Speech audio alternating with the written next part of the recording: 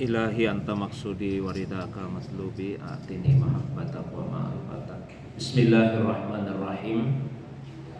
Assalamualaikum warahmatullahi wabarakatuh. Waalaikumsalam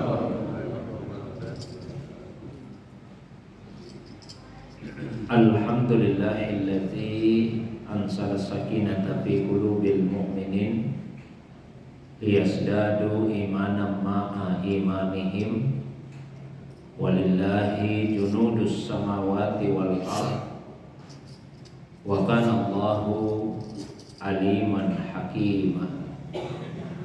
Wa sallallahu ala sayyidina Muhammadin alladzi arsalahu ilan nasi basyiran wa nadhira wa ala ali Muhammadin wa sahbihi wa sallama tasliman katsira, amma ba'du.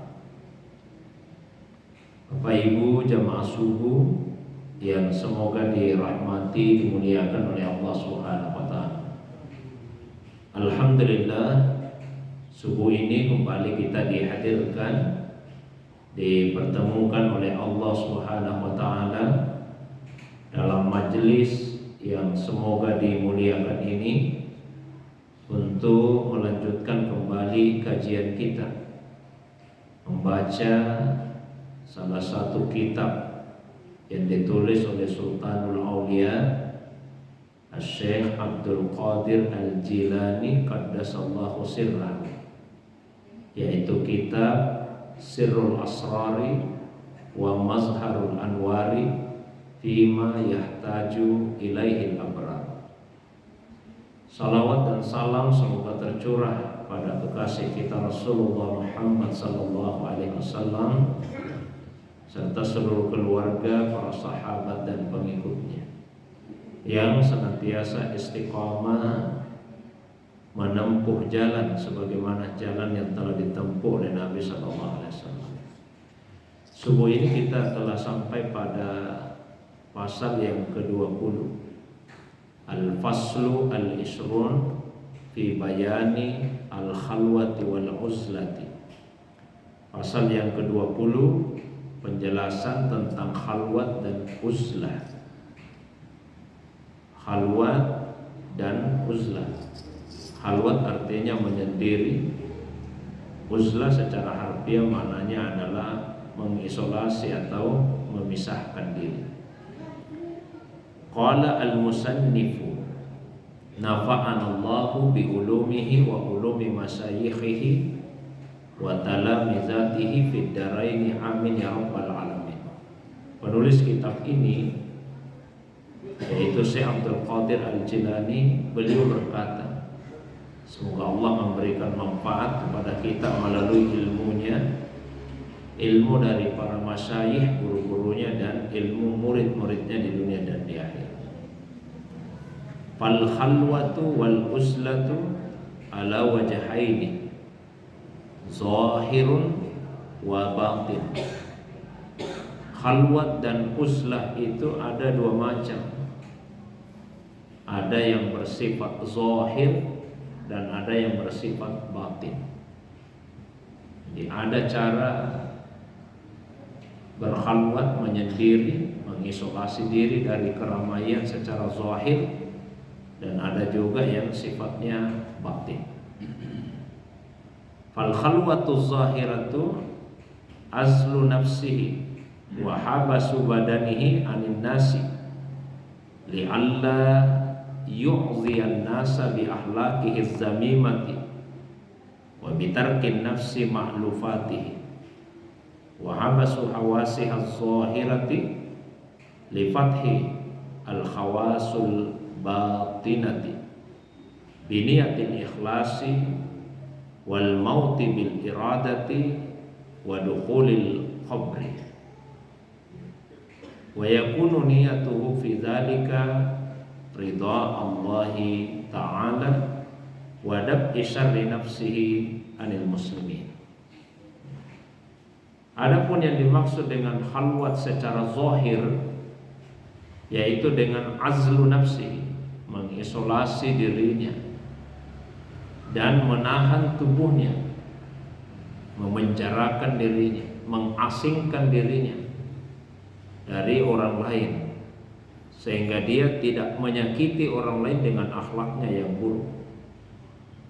Jadi sejak awal mesti ditanamkan di hati bahwa uzlah itu dilakukan bukan karena kita ingin menghindarkan diri dari keburukan orang. Kalau itu yang ada di dalam hati, berarti sejak awal kita sudah merasa diri kita yang baik. Kita ingin memisahkan diri, menjauhkan diri dari orang karena orang dipandang buruk. Justru yang mesti tertanam di hati adalah sebaliknya. Kita mengisolasi diri, memisahkan diri, menjauhkan diri dari keramaian, supaya kita yang punya akhlak yang buruk tidak menyakiti orang. Bukan supaya orang yang punya akhlak buruk tidak menyakiti kita, tapi kita yang ingin membersihkan diri dulu, karena kita punya akhlak zamimah, akhlak yang jelek, supaya kita tidak menyakiti orang lain. Dan supaya hawa nafsu kita bisa meninggalkan kebiasaan-kebiasaannya yang buruk. Jadi yang ingin diperbaiki itu adalah diri kita, bukan orang lain, bukan masyarakat yang kita pandang buruk, kita pandang jelek. Tapi diri kita ini punya akhlak yang buruk, nafsu kita masih melakukan hal-hal yang tidak baik. Nah itu yang ingin diperbaiki, sehingga kita kemudian mengisolasi diri. Dan juga habsu hawasi az-zahirah, menahan panca indera kita yang berzahir, mengendalikan mata, mengendalikan telinga, mengendalikan lisan kita. Jadi indera kita yang bersifat zahir, supaya hawas batinah, hawas al-batinah, sehingga kehususan-kehususan batin itu bisa tersingkap. Jadi sebetulnya manusia itu tidak hanya memiliki indera yang bersifat zahir, tapi dia juga mempunyai hawas batin, kehususan-kehususan batin. Contoh yang sederhana misalnya penglihatan. Manusia mempunyai penglihatan tubuh, mata tubuh, mata kepala, ainul basar. Tapi selain ainul basar, manusia juga mempunyai ainul basirah. Ainul basirah oleh sebagian ulama disebut dengan mata hati. Di dalam kitab Sirul Asrar ini, ainul basirah itu adalah mata ruh. Jadi basirah adalah ainul. Intinya dia adalah mata batin. Dia bukan mata yang bersifat zahir. Tapi mata batin itu sering tertutupi oleh mata zahir. Karena mata zahir kita masih senang melihat kesenangan, kenikmatan, kenyamanan dunia, maka kemudian kemampuan mata batin kita menjadi meredup, menjadi melemah. Nah, salah satu cara untuk menajamkan mata batin itu adalah dengan mengendalikan mata zahir kita. Maka di hadis misalnya Nabi SAW menyampaikan, barang siapa yang bisa menundukkan pandangannya dari melihat apa yang diharamkan oleh Allah Subhanahu wa taala, maka Allah akan masukkan ke dalam hatinya kenikmatan yang jauh lebih nikmat dibandingkan dengan kenikmatan melihat yang diharamkan itu. Nah, mohon maaf Bapak Ibu jamaah sekalian, kalau misalnya kita yang laki-laki ini melihat perempuan yang seksi, apakah itu terasa nikmat atau tidak? Nikmat Pak, jadi nikmat. Yang merasakan nikmatnya apa? Hati? Bukan. Ruh? Bukan. Yang merasakan nikmatnya adalah nafsu kita. Jadi yang merasakan kenikmatan memandang perempuan yang cantik, yang seksi itu adalah nafsu. Nafsu terpuaskan melalui mata kepala. Tapi sebagai akibatnya mata batin kita, basirah kita kemudian meredup, melemah kemampuannya. Nah, cara untuk menajamkan basirah, ainul basirah itu adalah dengan mengisolasi mata kepala kita. yaitu dengan menundukkan pandangan, tidak melihat apa yang diharamkan oleh Allah Subhanahu wa taala. Begitu juga sebetulnya kita punya pendengaran yang bersifat batin.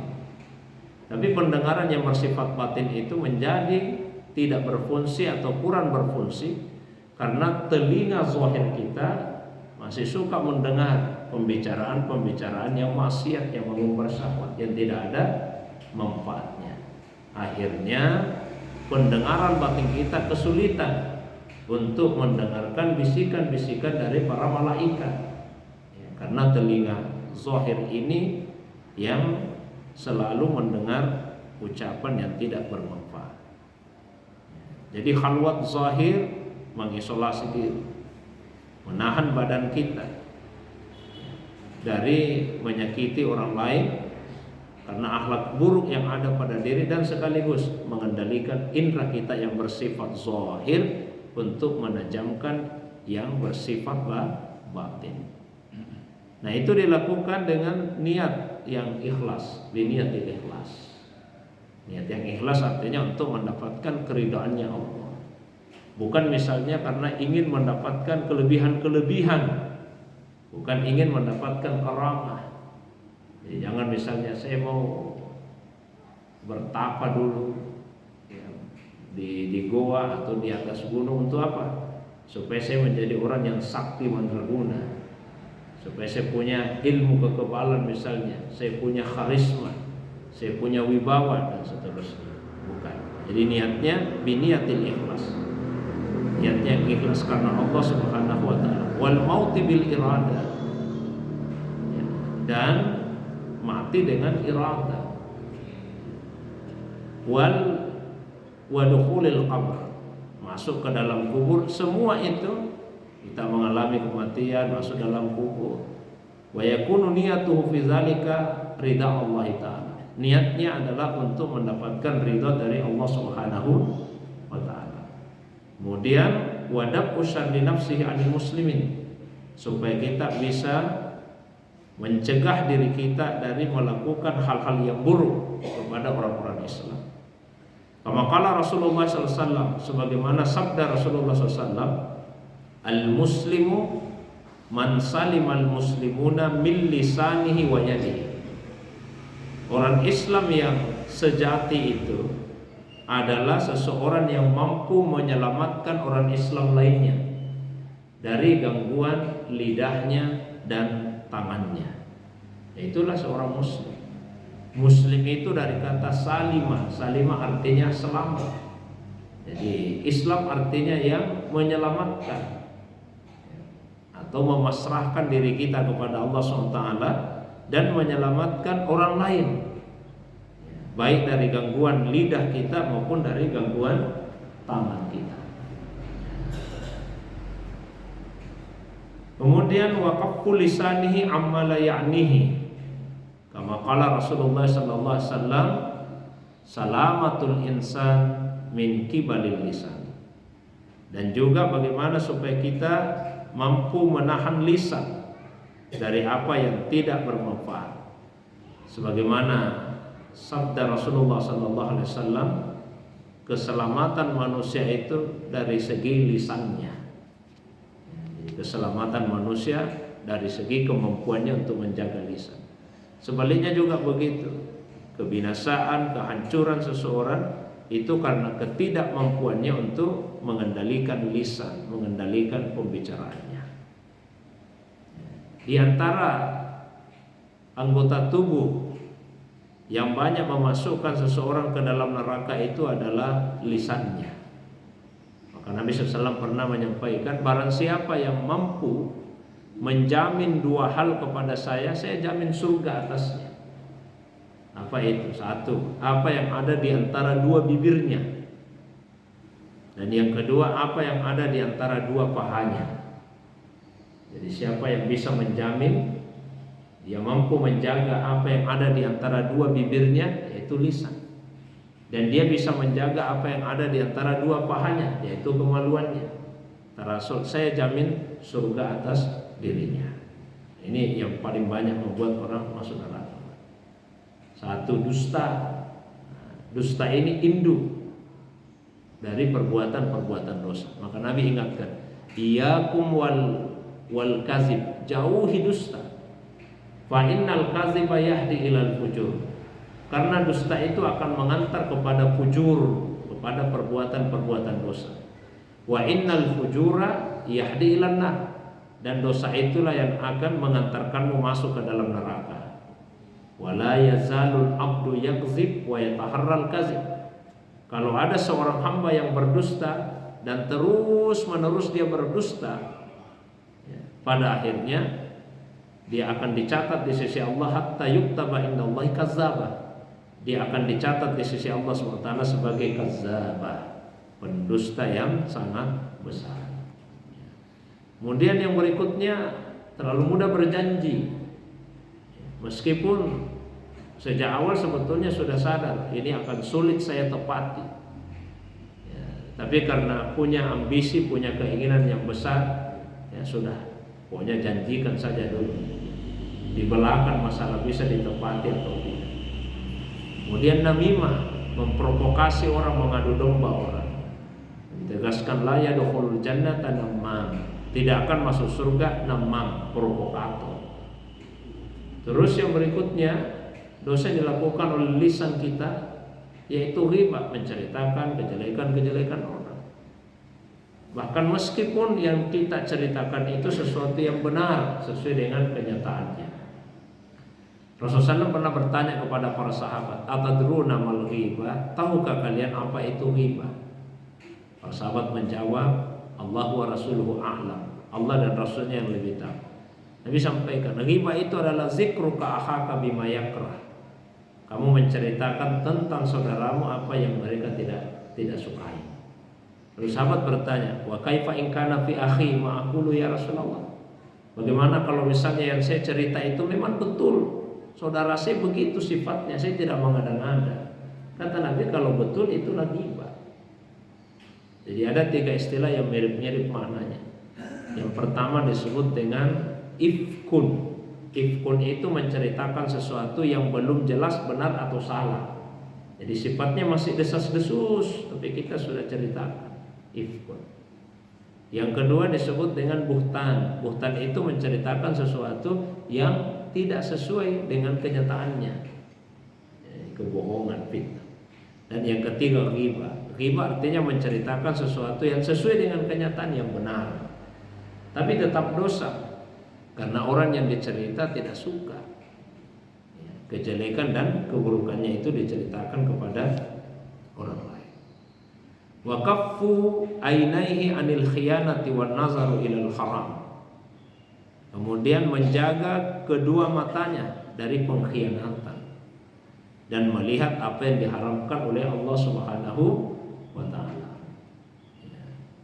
Kemudian wa kazaqaffu uzunaihi. Begitu juga menjaga kedua telinganya, wayadaihi, kedua tangannya, warijlaihi, dan menjaga kedua kakinya. Kama qala Rasulullah SAW, sebagaimana sabda Rasulullah SAW, al-ainani tasniani, kedua mata itu berzina. Maksudnya kedua mata berzina kalau mata digunakan untuk melihat. Perempuan yang bagi kita yang laki-laki, perempuan yang tidak halal untuk kita lihat. Nah, ini semua sebetulnya terjadi karena kita ini manusia selalu merasa bahwa tubuh kita ini milik kita sendiri. Karena kita merasa tubuh ini milik kita sendiri, maka kita merasa bebas untuk melakukan dan menggunakan untuk tujuan apa saja. Yang namanya milik saya mau apakan terserah saya. Siapa saja saya mau lihat, bebas, terserah saya. Kita merasa ini milik kita. Maka coba kita masukkan ke dalam hati bahwa sebetulnya tubuh ini bukan milik kita. Ini adalah miliknya Allah Subhanahu wa ta'ala yang dititipkan kepada kita. Kalau kita menyadari bahwa tubuh ini titipan Allah Subhanahu wa ta'ala, maka kita akan menggunakan sesuai dengan amanah dari yang menitipkannya. Saya pernah sampaikan, sejak kita berwudu sebelum masuk salat, pada saat kita mencuci kedua tangan, masukkan ke dalam hati kita, ini tangan bukan milik saya, ini miliknya Allah. dititipkan kepada saya. Masa tangan titipan Allah saya gunakan untuk menyentuh yang tidak halal saya sentuh?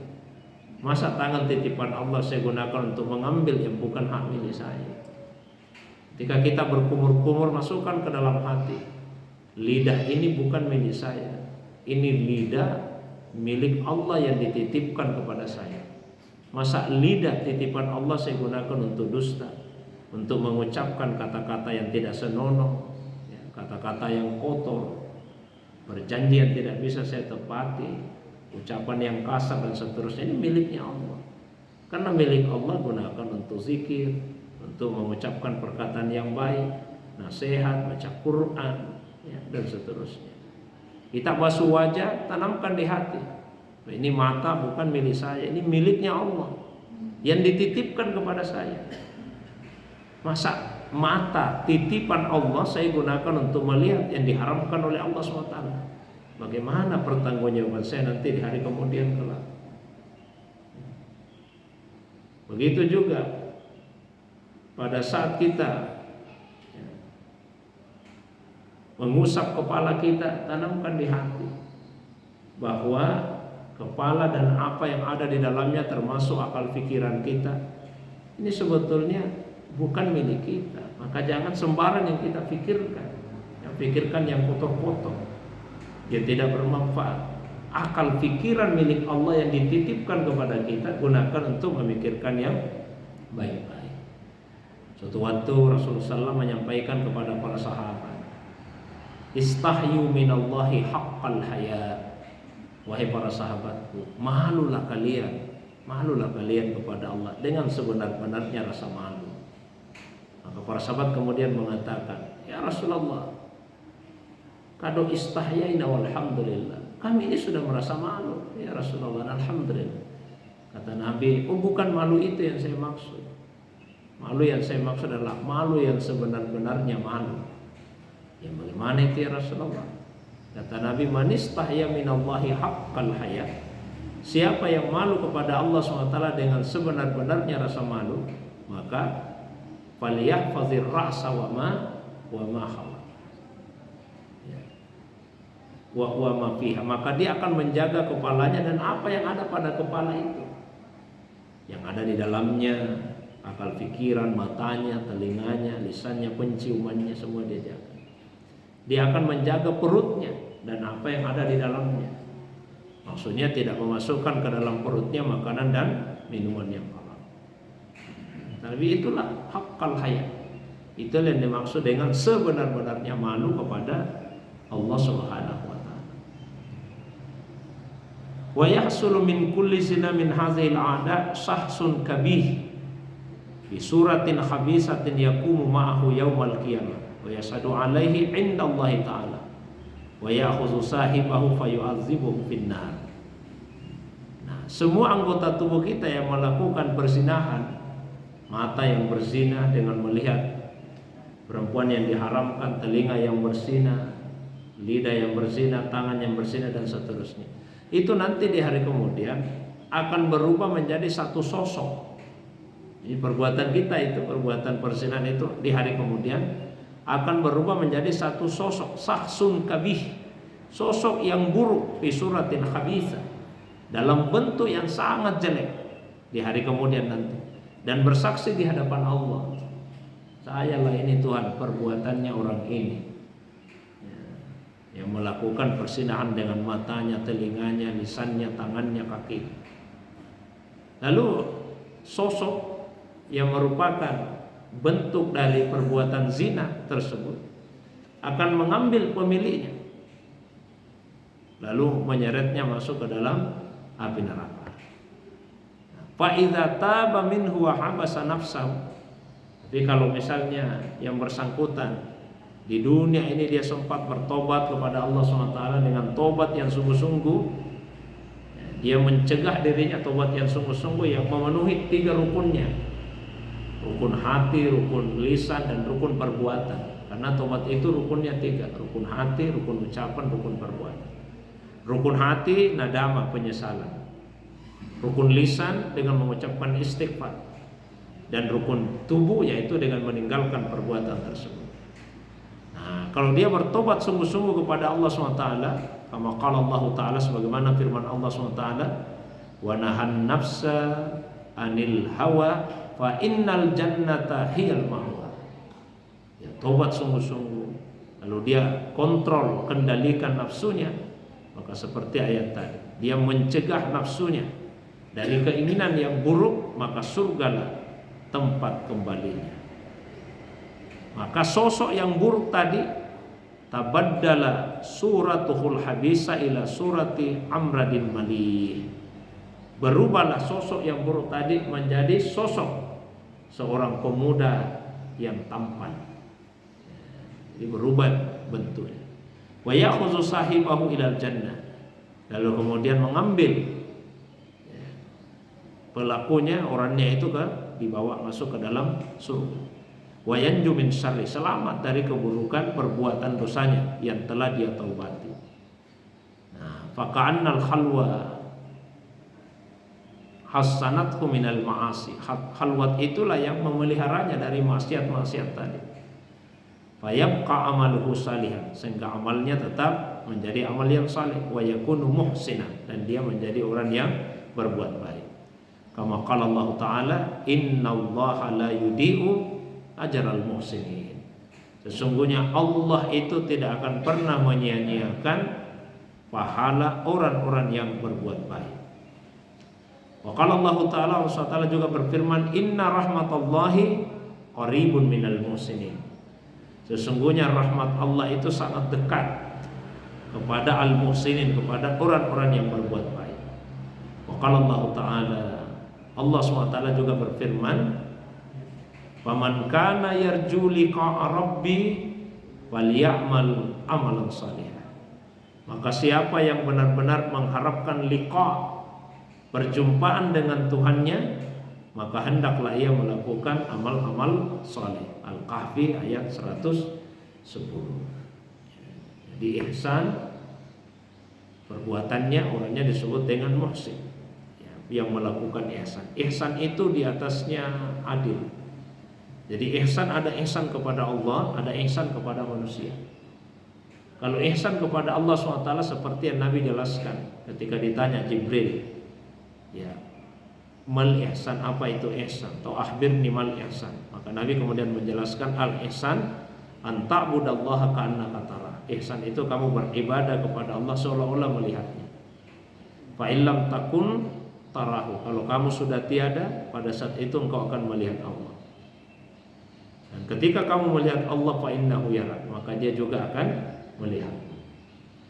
Nah, kalau ihsan kepada manusia, maknanya dua. Satu, ihsan itu lebih tinggi dari adil.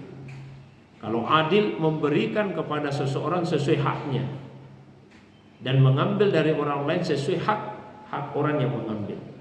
Tapi kalau ihsan, memberikan kepada orang lebih banyak dari haknya dan mengambil dari orang lain lebih sedikit daripada hak kita. Itu ihsan. Dia lebih tinggi dari adil. Maka di Al-Quran disebut, innallaha ya'muru bil adli wal ihsan. Ihsan itu lebih tinggi dari adil. Contoh Pak, mohon maaf. Katakanlah saya naik angkutan umum dari sini, dari Bantimur ke Maros. Berapa biayanya biasa Pak? Ada angkutan umum di sini? 5.000. Kalau saya kasih 5.000, itu artinya saya adil. Saya adil karena saya memberikan kepada sopir sesuai haknya. Tapi kalau suatu hari saya naik angkot, saya kasih 50.000. Nah, terus kata pak sopirnya, Ustaz mohon maaf, bisa uang pas saja, tidak ada kembaliannya ini. Lalu saya jawab, tidak usah dikembalikan pak sopir, ambil saja semua itu 50.000. Nah, itu namanya ihsan. Karena haknya cuma 5.000, saya kasih 50.000, itu ihsan. Sebaliknya, ada orang yang berutang ke saya 1 juta. Kalau dia bayar, saya ambil 1 juta, itu namanya adil, karena saya mengambil sesuai hak saya. Tapi kalau misalnya ketika dia mau bayar 1 juta, saya katakan, tidak usah 1 juta. Berapa Ustaz? 7,5 saja. Sisanya bagaimana? Ambil saja, itu keperluan tak. Nah, itu namanya ihsan. Karena saya mengambil lebih sedikit daripada yang menjadi hak saya. Nah, ini susah Pak. Namanya ihsan. Jangankan ihsan, adil saja susah, apalagi ihsan. Ya, orang itu kalau mau meminjamkan uang ke orang lain mau, tapi kalau bayar kembali, nah pinjam ke uang dulu 1 juta, mau diapa? Ada keperluan kok. Kapan dibayar? Mungkin 1 bulan bisa, tapi mengerti kena. Maksud kita itu mengerti kena kalau kembali nanti ada lebih-lebihnya. Nah, boleh. Kullu qardin jarra manfaatan fahuwa riba. Semua peminjaman yang mengambil manfaat kelebihan maka itu adalah tidak boleh. Baik disampaikan secara syar'i eksplisit terang-terangan, bisa saya pinjam 1 juta, tapi kalau kembali 1,5 lah, atau 1,100,000 lah, tidak boleh. Atau tidak terang-terangan secara implisit seperti tadi, mengerti tidak? Nah, itu tidak boleh. Misalnya saya datang ke tetangga saya, Pak, bisa dulu pinjam uangnya 500.000. Mau kemana? Saya mau pulang kampung ini, nggak ada sekali uangku. Oh bisa. Tapi musim apa sekarang di kampung tas? Musim durian, cocok nih. Kalau pulang bawakan ke durian di 2 ikat. Ini durian riba Pak namanya. Durian riba. Karena durian itu kelebihan dari utang, tidak boleh. Tidak boleh. Kecuali kalau tidak dipersyaratkan, tidak disampaikan. Saya pinjam uangnya 500.000, begitu saya pulang dari kampung halaman saya bawakan durian. Nah, itu boleh Pak. Kita membayar lebih daripada asal tidak dipersyaratkan. Jadi kalau ada persyaratan, ada perjanjian, mau disampaikan terang-terangan atau tidak, tetap tidak boleh. Dihindari yang seperti itu. Nah, ihsan juga lebih tinggi daripada sekedar berbuat hasan, berbuat baik. Jadi bukanlah ihsan itu berbuat baik kepada orang yang berbuat baik kepada kita. Itu baik tapi belum ihsan. Ihsan itu adalah berbuat baik kepada orang yang tidak berbuat baik kepada kita. Ada orang memfitnah, kita doakan kebaikan. Ada orang suka menjelek-jelekan kita, malah kita antarkan makanan ke rumahnya. Itu namanya ihsan. Sama dengan silaturahim Pak. Yang disebut silaturahim itu kalau orang memutuskan hubungan, kita sambung. Kalau hubungannya renggan, kita eratkan kembali. Tapi kalau selama ini sudah baik, orang kunjungi, kita juga balas kunjungannya, maka itu bukan silaturahim.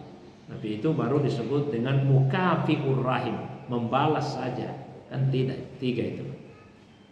Wasilur rahim, orang yang menyambung. Menyambung arti putus disambung. Mukafiur rahim, orang yang membalas. Nah, yang jelek qatiur rahim, yang memutus hubungan silaturahim. Yang maksudnya yang dimuliakan saudara. Ini bagian yang pertama tentang khalwat dan uslah yang bersifat zahir. Ya, jadi tubuh kita yang dikendalikan. Bahkan kita bisa mengasingkan diri untuk sementara waktu. Nah, silakan Pak, bagus itu kita khuruj beberapa hari, itu mengasingkan diri. Tapi sekali lagi, jangan ada niat Pak, saya begini untuk menjauhkan diri saya dari keburukan orang, bukan. Tapi justru kita menjauhkan diri supaya tidak menyakiti orang. Jadi posisikan diri kita itu yang mau diperbaiki, bukan orang yang mau diperbaiki. Mungkin itu pengantar kajian kita, insyaallah kedepannya kita lanjutkan pada khalwat yang bersifat batin. Seperti biasa, kalau ada yang ingin ditambahkan, ditanyakan, baik yang berkaitan dengan pembahasan atau masalah agama yang lain di luar dari apa yang saya sampaikan, saya persilakan kepada jamaah sekalian. Demikian itu sementara. Wa ilallahi turja'ul umur. Wassalamualaikum warahmatullahi wabarakatuh.